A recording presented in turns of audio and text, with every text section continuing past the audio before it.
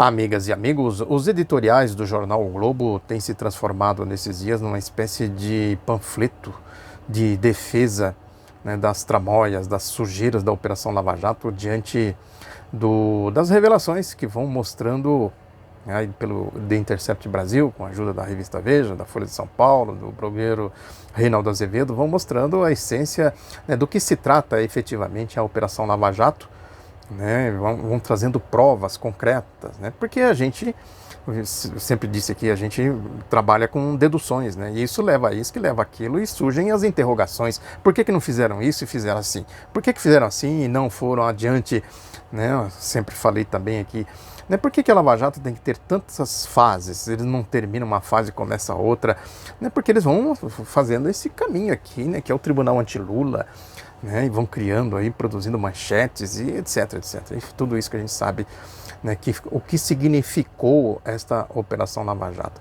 Agora, com essa história de hackers, né, o Grupo Globo entra de cabeça nisso, entra de cabeça. Né, tem um editorial aqui de hoje, né, que eles falam aqui que a investigação financeira no caso dos hackers. Então, história, né? Para os hackers tem que ter investigação financeira, né? Quero ver fazer investigação financeira no Grupo Globo. Quero ver fazer a investigação financeira aí nas movimentações das contas CC5. Quero ver fazer a investigação financeira nas denúncias de Caixa 2 no âmbito da Operação Lava Jato. Aí que eu quero ver, né? De evasão de divisas, lavagem de dinheiro, das contas no exterior. Né? Quero ver fazer, como é que diz aqui, a investigação financeira nas contas do José Serra, nas contas do Eduardo Cunha, enfim, e etc. Né? Mas aí o editorial diz que não, no caso do hacker tem que fazer na investigação. Aliás, esse é um detalhe importante, que essa história que eles inventaram para socorrer a Operação Lava Jato, é isso aí, inventaram esse caso para socorrer a Operação Lava Jato. Isso dá retórica, dá manchetes, dá editoriais do Grupo Globo.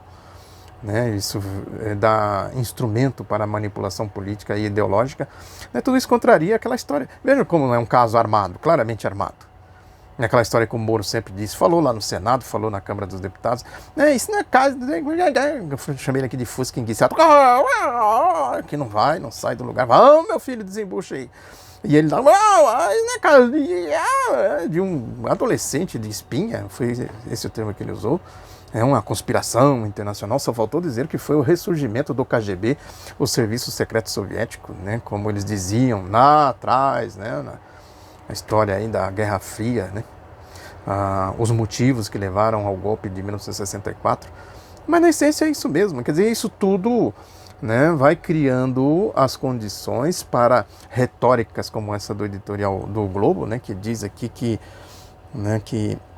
a descoberta e tal, que incluindo a invasão dos aplicativos, incluindo o Sérgio Moro, o Deltan Dallagnol, vocês são os intocáveis, né? Não pode jamais, onde já se viu, né, chegar às revelações das tramóias, das sujeiras de Sérgio Moro e Deltan Dallagnol, né, que requer ampla investigação sobre a fonte de renda e não sei mais o que.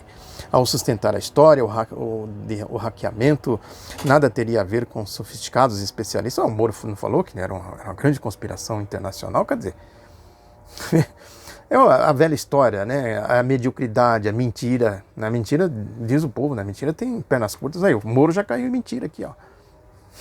Depois eu falo, aí tem gente que reclama, aí reclamou, né? Que eu digo, não falei? Falei que a mentira tem perna curta, que eles estão mentindo o tempo todo, né? E aí ele diz aqui ainda que ao sustentar o hackeamento, que nada teria a ver com especialistas da invasão eletrônica e tal, né? Mas o que soube agora é que Walter Delgatti, suposto chefe do grupo, teria usado técnicas simples para invadir celulares e surrupiar, né, incontáveis conversas. Em vez de espiões, trata-se de pessoa sem renda fixa e tal, e vai, né? A discurseira toda. Nenhuma palavra sobre o que disse o Sérgio Moro, né, de uma grande conspiração política, não sei mais o que. Aí diz ainda que, mais adiante, diz que a ex-deputada pelo PCdoB, Manuela Dávila, confirma a versão de Walter, de que passou os contatos, né? Eles jogam assim as coisas, né? No meio da conversa, jogam Manuela Dávila, né?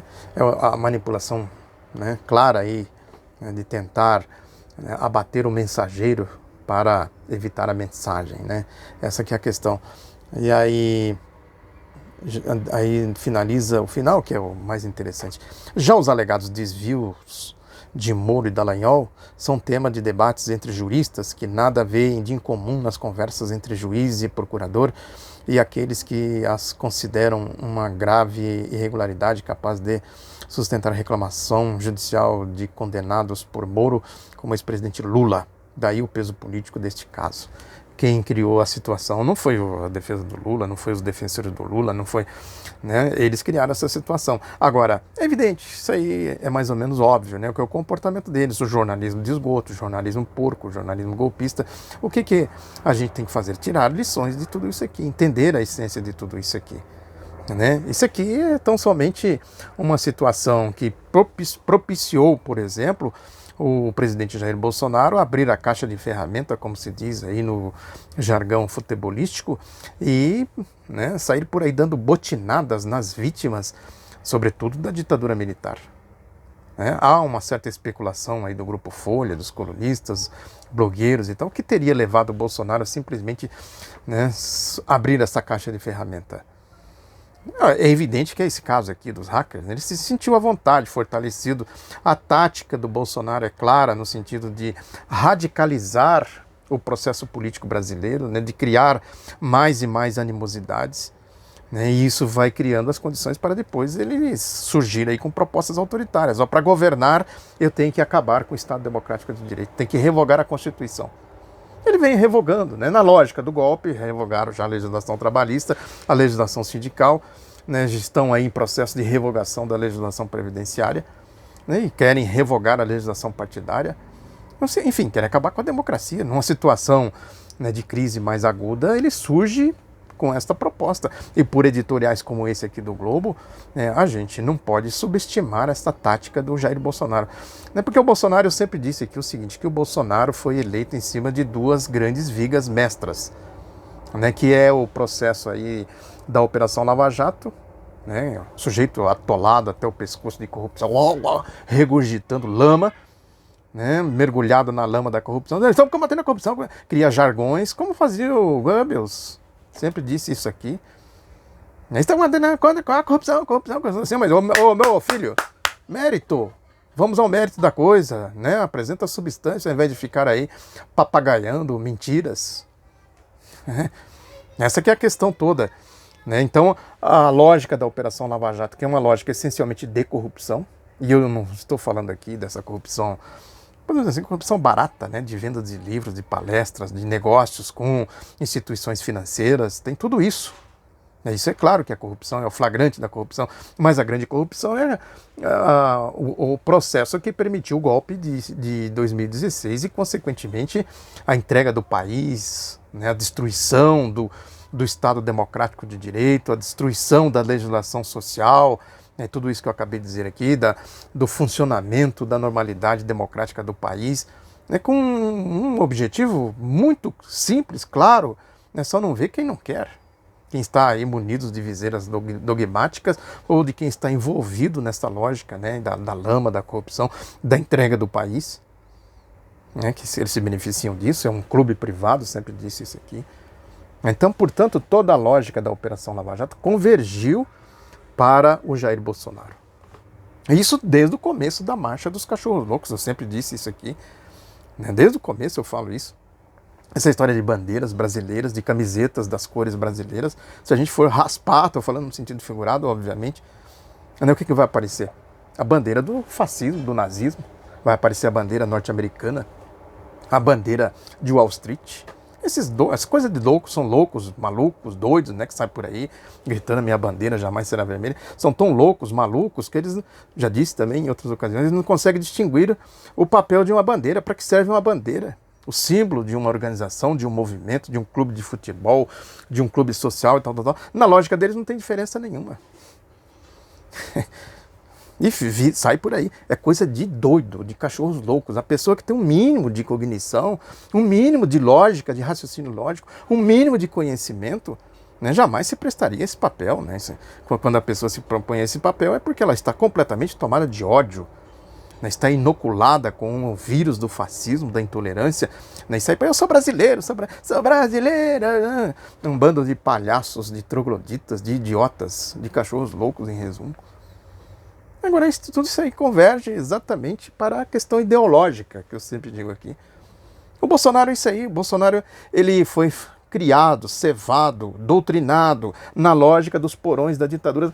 Quem imperava lá nos porões da ditadura? Fascínoras, assassinos, torturadores, ladrões. Ladrões, canalhas, gente sem escrúpulos, sem moral. A questão é ideológica, porque ele incorporou essa ideologia, que tem precedentes lá do Hitler, do Mussolini, de 37 aqui no Brasil, da ditadura do Estado Novo. Agora, é isso, porque quando a pessoa incorpora essa ideologia, assume essa ideologia, e a partir desse momento eu vou ser assim, a partir desse momento, isso é um processo, A pessoa assume uma condição aqui hoje, outra amanhã, e tal, de repente ele é um fascista. A ideologia do fascismo, ela tem como método esvaziar a pessoa de conteúdo humano. Fica um ser vazio, um zumbi que sai por aí cometendo todo tipo de atrocidades, assassina, claro. E depois ainda sai se vangloriando disso, do ponto de vista ideológico. Foi o que o Bolsonaro fez aí com o pai do Felipe Santa Cruz, o presidente da Ordem dos Advogados do Brasil, o Fernando Santa Cruz, e ainda ataca a organização a que ele pertenceu, a Ação Popular. Eu falei aqui no vídeo passado, falei dos livros que eu escrevi, tem também muito disso nas biografias do Pedro Pomar, do Maurício Grabois. Eu pesquisei a fundo isso, fui a fundo, fui nos arquivos, ouvi muitas pessoas, cruzei dados, chequei, fui procurar especialistas e etc, etc. Quer dizer, é o mesmo comportamento do Sérgio Moro, da Operação Lava Jato, Deltan Dallagnol e Caterva. É corrupção, sim, mas e o mérito da coisa? Vamos debater o mérito. Aí eles fogem como o diabo foge da água benta, como o diabo foge da missa. A mesma lógica dessa turma aí. Nos militares tinha isso, tinha aquilo, tal. Então vamos verificar exatamente como era a economia do país a partir de 1973. Como era a questão da liberdade de expressão, de organização política, quem se organizava e quais interesses essas organizações defendiam, difundiam. A mídia, por exemplo, como a mídia era organizada, como eram os tratamentos a quem falava qualquer coisa que divergisse daquela lógica do regime. Não estava falando nada demais, não estava falando contra o país, estava defendendo o país, eram verdadeiros patriotas democratas. Queremos democracia, queremos patriotismo, essa história de comunismo, é o anticomunismo. Quando se fala em patriotismo, quando se fala em defesa dos interesses nacionais, com participação popular, é diferente, participação organizada, consciente, diferente do fascismo, que procura fazer essa intermediação direta com demagogias, com mentiras. O Hitler mobilizava multidões, mas dizendo o quê? Cria-se, é isso aí, como fazem as seitas fundamentalistas, fascistas, de vigaristas, aí, que não tem nada a ver com religião, prometendo que o reino dos céus, vocês vão para o céu, dá aqui tantos por cento, tantos reais, sei lá o que, dólares, coisa do tipo, patrimônio disso, daquilo, que você vai para o céu. A lógica dos fascistas era essa. Agora, num processo verdadeiramente democrático, o povo se organiza em sindicatos, em associações, em partidos políticos, e participa efetivamente. Isso é um regime democrático de verdade. Agora, para a lógica fascista, isso é comunismo. Olha aí. Olha os comunistas aí, querendo organizar o povo, querendo dar, doutrinando o povo. Os acadêmicos, que ensinam história. A história foi assim, teve a Era das Revoluções, teve a Revolução Francesa, que rompeu com os regimes anteriores, feudalismo, escravismo. No Brasil teve a independência, a abolição, a república, a Revolução de 30, as constituições de 46 e de 88. Olha só os comunistas aí, tudo comunistas. Nós não somos comunistas, nós somos aqui, defesa da moral, da família, contra a corrupção e tal. Aí você vai levantar o tapete e você vê que são verdadeiros vigaristas. Tá aí? As revelações de Sérgio Moro, de Deltan Dallagnol e etc. Essa é uma vertente que convergiu para o bolsonarismo. A outra vertente é a vertente do resgate da lógica neoliberal, de uma maneira mais truculenta, mais radical, mais ultraliberal, neocolonial, que foi o surgimento aí do Paulo Guedes, né, resgatando tudo aquilo que a gente sabe, né, o que significa, na essência, significa trazer para cá a lógica de Wall Street, a lógica do Pentágono, a lógica desses cachorros loucos, imbecilizados, idiotas, idiotizados, que saem por aí defendendo a minha bandeira jamais será vermelha. É isso, carregando a bandeira do Paulo Guedes, do Wall Street, do Pentágono nas costas, dizendo a minha bandeira jamais será vermelha. Sou brasileiro, com muito orgulho, com muito amor, não tem orgulho, não tem amor, não tem nada. Simplesmente tem a manifestação de um vírus, né, com o qual eles foram inoculados e saem por aí gritando como cachorros loucos. As manifestações do Bolsonaro é a convergência de tudo isso. O Paulo Guedes, né, falou aí agora recentemente que o país tem, os problemas do país são decorrentes de 30 anos de social-democracia, né, sem sequer considerar o que significa social-democracia. Social-democracia é você ter um Estado com um mínimo de segurança social, né, com a legalidade democrática, com as instituições funcionando. Isso é ser social-democracia. Vai procurar na história o que é social-democracia, o que aconteceu na Europa no pós-Segunda Guerra Mundial. Né? São conceitos importantes para a gente entender, né, o que significa efetivamente e, consequentemente, entender o que significam os ataques, os comportamentos. O PSDB soltou uma nota aí, né, dizendo que, né, se contrapondo ao Paulo Guedes, querendo dizer o seguinte: essa bandeira que você está segurando agora já foi nossa, ou é nossa. Eles dizem, é nossa. Na era do Fernando Henrique Cardoso, na era neoliberal, eles fizeram exatamente o que o Paulo Guedes propõe. Ataque às instituições, ataque à economia nacional, à soberania nacional e etc, etc. Com a diferença que o Paulo Guedes não faz questão de esconder que ele é truculento. Teve aí um episódio, não faz tempo, né, que uma jornalista argentina perguntou alguma coisa para ele sobre o Mercosul. Ele respondeu de maneira truculenta e ainda disse: você viu que eu e o Bolsonaro, eu e o presidente nos parecemos muito, e parece mesmo como se isso fosse orgulho, motivo de jactância.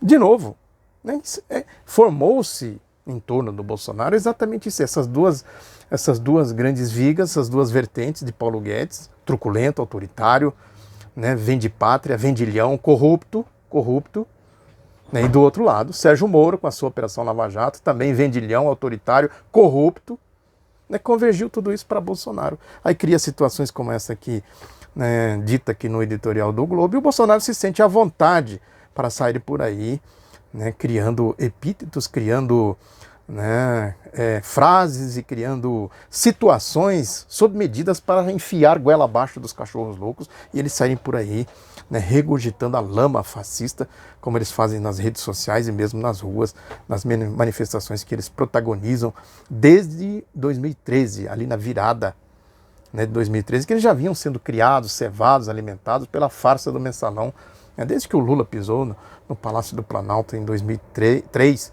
como presidente da República. Né?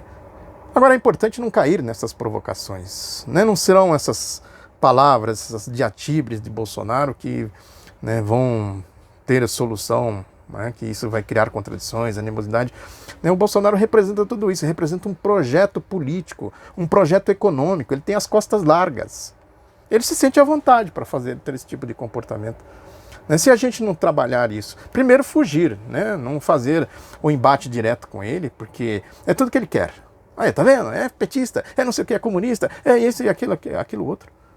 Né? O fundamental é fazer a denúncia com vigor, né? Sem se acovardar, não podemos nos acovardar, né? Denunciar e explicar o que isso representa. Agora, no fundamental é puxar forças. A nota do PSDB, por exemplo, diz que defende a liberdade, a democracia e tal. Tá bom, então vamos ver se defende mesmo. É o fundamental. Nesse momento, a questão essencial é a defesa, a garantia das liberdades democráticas para que os problemas decorrentes da crise sistêmica, da crise econômica mundial, sejam resolvidos num ambiente de debate, num ambiente iluminado pelas ideias, né? E tudo isso, né, seria importante. É um movimento importante para isolar essas vias fascistas, né, esses manifestos que são os editoriais do Globo, né, que isso não se diferencia em nada dos antagonistas da vida, né, dos esgotinhos nauseabundos. Né, isolar essas vias nauseabundas para exatamente a gente criar esse ambiente, né, para dizer: o Bolsonaro é fascismo, vai voltar de novo, tudo lá, vão roubar o país de novo, como, né, eles assaltaram em 64, né, fizeram o tal do milagre, né, que depois a conta começou a ser paga com uma crise, né, de grande profundidade já em 1973. Eu falo isso, o livro do Aurélio Pérez, que eu mostrei aqui no vídeo passado, ele é fundamental, né, ele faz uma radiografia daquele momento em todos os seus aspectos, né, dos latrocidas que assassinavam para roubar, né, da crise econômica e da lógica da condução política, né, pelo processo do golpe de 1964. A síntese de tudo, portanto, é que nós estamos diante de uma situação que o Bolsonaro procura cada vez mais criar animosidade, radicalizar o processo político para apresentar a redentora, como eles fizeram em 64, a redenção, o milagre da salvação, né, como fazem as seitas fundamentalistas de vigaristas, não as verdadeiras, as igrejas verdadeiras. Né? E a situação é essa, e a gente, evidentemente, tem que se movimentar no outro lado com o objetivo de angariar forças, criar um outro ambiente de democracia, de debate, de tolerância e, sobretudo, de esclarecimento do grave impasse em que o país se encontra, né, com essa ascensão das forças aí da extrema-direita. Muito obrigado pela atenção, divulgue o Outro Lado da Notícia, um abraço, até a próxima.